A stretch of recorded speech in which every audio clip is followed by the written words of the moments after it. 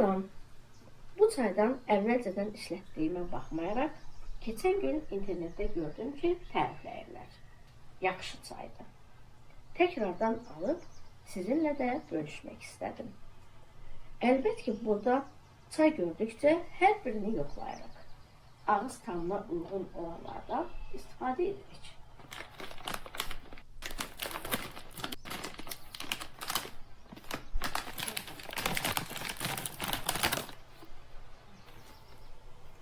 Yarpaq çayı.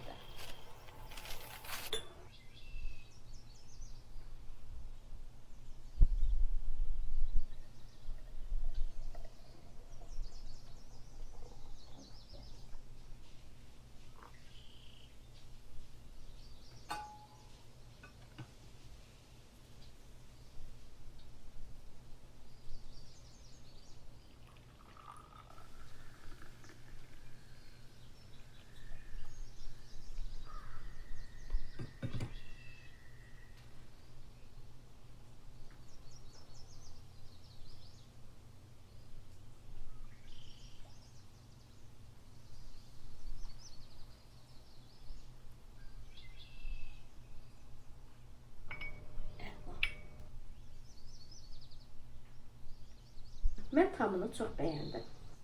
Siz heç bu çaydan istifadə etmisiniz? Siz də öz düşüncələrinizi bölüşə bilərsiniz.